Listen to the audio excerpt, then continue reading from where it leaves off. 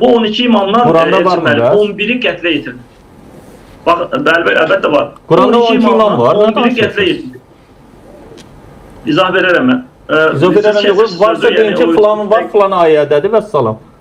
İmamlar Quranın bitməsindən sonra gəlibdilər, ortaya çıxıbdılar. Bilmədən necə danışırsınız? Deyirlər, Quran-ı Kərimdə orucu pozan şeylər də yoxdur. Orucu pozan şeylər var. Quran-ı Kərimdə Bəqərə surəsinin 183-cü, 187-ci ayələrində var. Bilmədən bax, ona görə deyirəm ki, mən necə debata çıxım ki, Quranda olan ayələrdə xəbəri yoxdur qardaşımız.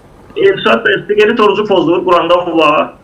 Qardaş, əgər ağza girirsə pozmur sizcə? Tüstüsü girirsə, özü girirsə pozmur sizcə? Yəni, dediyiniz çox absurd bir şeydir. O zaman narkotika pozurmu, pozmurmu? Maşın tozu pozur. Vallahi Quran-ı Kərimdə dedim 12 imam varmı deyirsiniz, var. Deyirəm, bircə dənə ayədə zəhmət olmasa göstərin, xahiş edirəm.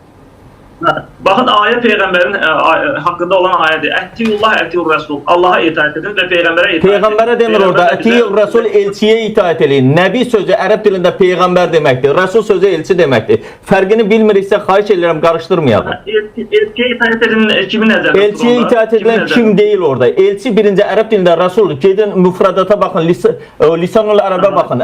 Birinci növbədə rəsul gələndə elçi vasitəsilə gələn sözdür birinci növbədə, söz.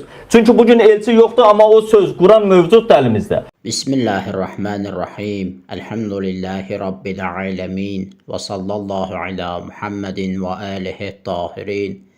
Və la'nu daim ala a'daihim ecma'in. Keçən söhbətlərimizin birində hədis inkarçısının cəmiyyət tərəfindən Qur'ançı təriqətinə mənsub edilən hədis inkarçısının bəzi fırıldaqları barədə danışdıq.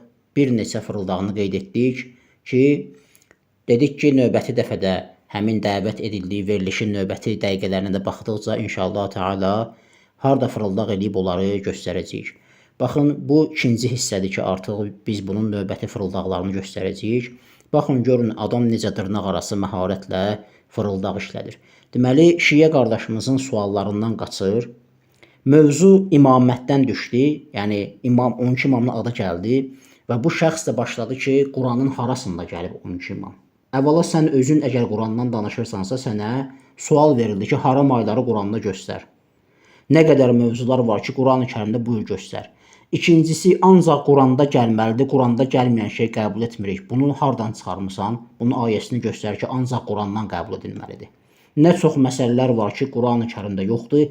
Bütün müsəlmanlar, əhl-i sünnə və şiyə müsəlmanlar yeşilliklə qəbul edib ki, bütün məsələlər Quran-ı Kərimdə yoxdur. Quran-ı Kərimdən başqa hədislər də mövcuddur ki, hədislərə də müraciət edirlər. Nə qədər məsələlər var ki, Quran-ı Kərimdə yox, hədislərə müraciət edilir.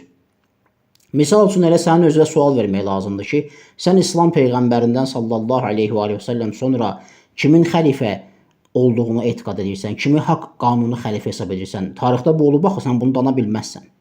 Sən bunu çıxıb desən ki, yox, hədis kimi tarix da yoxdur, bilirsən ki, sənə görəcəklər və iki qat sənin cahil, bisavad olduğu, azğın olduğu iki qat qeyd edəcəklər. Çünki bu tarixi bütün, belə deyək ki, millətlər yazıb qeyd ediblər. Hamısı bilir ki, İslam kimi qəbul etməsələr də ərəb tarixində bu ildən bu ilə qədər xəlifələr olub və Peyğəmbərdən sonra sallallahu aleyhi və səlləm ərəb xilafəti başlığı altında bu insanlar xəlifəlik ediblər. Və sən Əbu Bəkir xəlifə olub desən, məlum olur ki, sən artıq bu mövzuda əhl-i sünnənin bir üzvüsən. İmam Əlini aleyhissalam seçsən, sən şiyyənin bir üzvüsən. Yəni, sən də üzvü təriqətdən, məzhəbdən ayrı uzağa çəkə bilməzsən. Heç birini qəbul etməsən də yeni bir məzhəb və təriqət hesab edilirsən.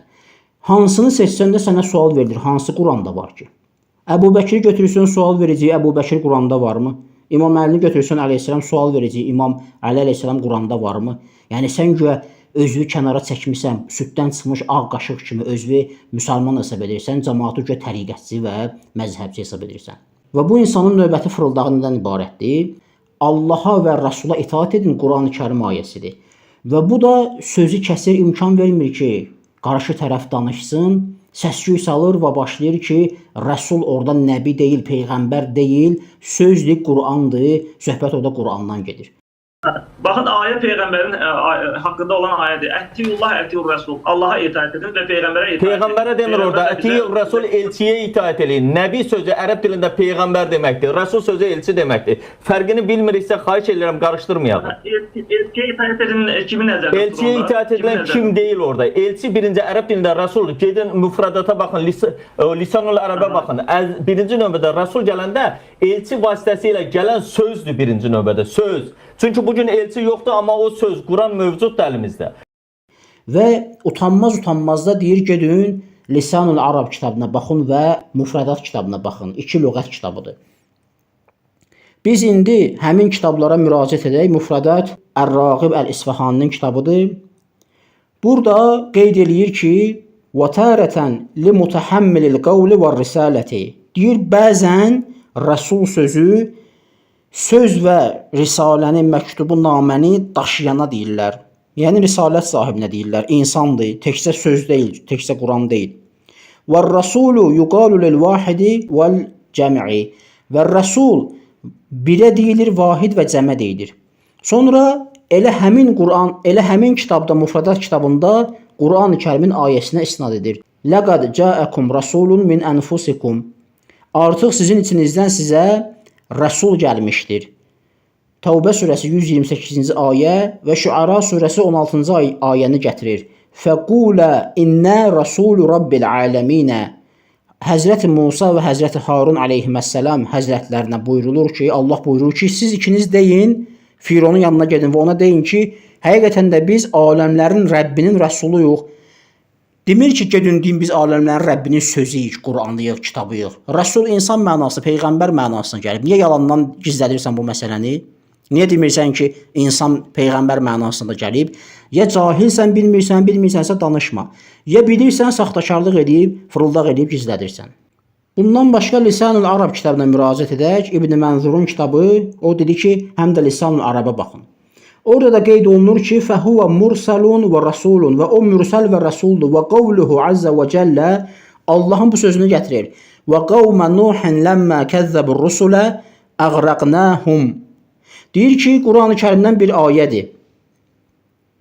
Furqan surəsi 37-ci ayə. Deyir ki, Nuhun qövmünü də peyğəmbərlərimizi təksib etdikləri vaxt suda boğduq.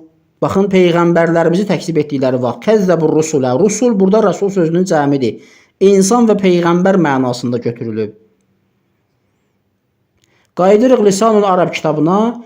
Bu sözü deyəndən sonra, bu ayəni zikr edəndən sonra deyir, qalə zəccacu. Zəccac deyib, yədullu həzəl ləfzu alə ənə qovmə Nuhin qad kəzzəbu qeyrə Nuhin aleyhissalam. Zəccac deyir ki, bu ləfz dəlalət eləyir buna ki, Nuh peyğəmbərin aleyhissalam qövmü Nuhdan başqasını da təksib etdilər. Allahın salamı olsun ona. Bi qavlihi rusul. Neynən deyib ki, Nuhdan başqası kimlər də olar? Allahın bu sözü ilə rusul, rəsullar yəni. Və yəcuz ən yu'na bihi və icazə var ki, caizdir ki, bu cür məna edək. Nuhun vəhdəhu təkcə Nuhdan söhbət gedir. Bəs niyə görə cəm halda deyib kəzzəbur rusul? Liənnə mən kəzzəbə bi nəbiyyin fəqad kəzzəbə bi cəmi'il ənbiyai. Çünki bir nəfər, hər kəs bir peyğəmbəri təksib eləsə, elə bir bütün peyğəmbərləri təksib edib. Baxın, Rəsul nəbi kimi gətirilib, Rusul da ənbiya kimi gətirilib. Və maraqlısı bundan ibarətdir ki, keçən söhbətimizdə deməli qeyd eləmişdi ki, biz bunu gətirdik, göstərdik ki, deyir ki, mən tanınmış professor, mükəmməl ərəb dilini bilən ərəbşünas, Quran tərcümətçisi Bayraktarlı Şura surəsini bu cür tərcümə eləyib. Çünki 42-ci surəni ki, məsələn, deyəndə Şura surəsinin 23-cü ayəsində ki, qohum əqrabadır, mən dedim, yox. Məsələn, bu sahənin ömür boyu 30 cildlik təfsirini yazan, 23 cildlik, ərəb dilini mükəmməl bilən professor, doktor Bayraktarlının tərcüməsini oxuyum icazənizə. Həmin Bayraktarlı da Quran-ı Kərimin bu ayəsini ey iman gətirənlər, Allah və Peyğəmbərə, yəni atayullah və atayur Rasul, Allaha, Peyğəmbərə və ul əmr və əmr sahibinə itaat edin. Bu ayənin tərcüməsində deyir, ey iman edənlər, Allaha və Peyğəmbərə və aranızda siyasal erkin əmanət edildiyi kimsələrə itaat ediniz. Quranmeali.com saytına müraciət edə bilərsiniz. Deyir, ey iman gətirənlər, Allaha və Peyğəmbərə deyir, itaat edin. Və növbəti fırıldaq nədən ibarətdir? Deməli, Şiə qardaşımız ona gözəl sual verir ki, orucu pozan məsələlər varmı Quranda? Deyir, əlbəttə ki, var. Sonra güya ayə gətirir. Quran-ı Kərimdən 2 dənə ayə zikr edir. Biri Əl-Bəqərə surəsi 183-cü ayədir. Biri də Əl-Bəqərə surəsi 187-ci ayə. Quran-ı Kərimdə orucu pozan şeylər də yoxdur və Orucu pozan şeylər var. Quran-ı Kərimdə Bəqərə surəsinin 183-cü, 187-ci ayələrində var. Bilmədən bax ona görə deyirəm ki, mən necə debata çıxım ki, Quranda olan ayələrdən xəbəri yoxdur qardaşımız. Və sonra deyir ki, bəli, Quran-ı Kərimdə orucu batıl edən əməllər var. Və dəlil kimi 183-cü ayəni gətirir. Halbuki 183-cü ayədə Allah Azza və Cəllə ümumiyyətlə bu barədə danışmır. Həmin ayədir ki, deyir: "Ya eyyuhellezine amenu kutiba aleykumus-siyamu kema kutiba alellezine min qablikum la'allakum tettaqun." Ey iman gətirənlər, oruç tutmaq sizdən əvvəlki ümmətlərə vacib edildiyi kimi sizə də vacib edildi ki, siz pis əməllərdən çəkinəsiniz. Bu ayənin harasında orucu pozan amillərdən danışılır? 187-ci ayədə də orucu pozan amillər barədə danışılmır.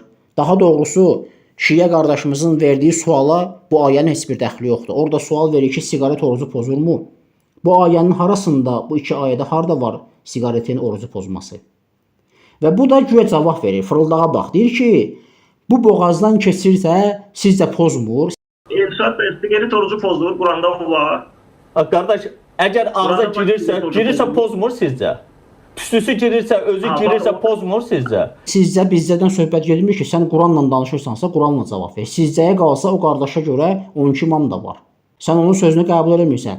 Deməli növbə 12 imama çatanda iki ayağını bir başmağa diriyir ki, mütləq sən 12 imamı Qurandan gətirməlisən. Amma siqaretin orucu pozmasına növbə çatanda deyir, sizcə boğazdan keçəndə pozmur. Elə bir ayəmiz var ki, siqaret boğazdan keçəndə orucu pozur.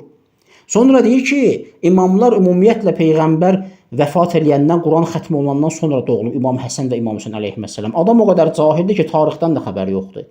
Mən də deyirəm ki, 12 imam qardaş, Həsən də, Hüseyn də və onun nəslindən gələnlərin hamısı Quranın tamamlanmasından sonra doğulubdur. Düzdürmü?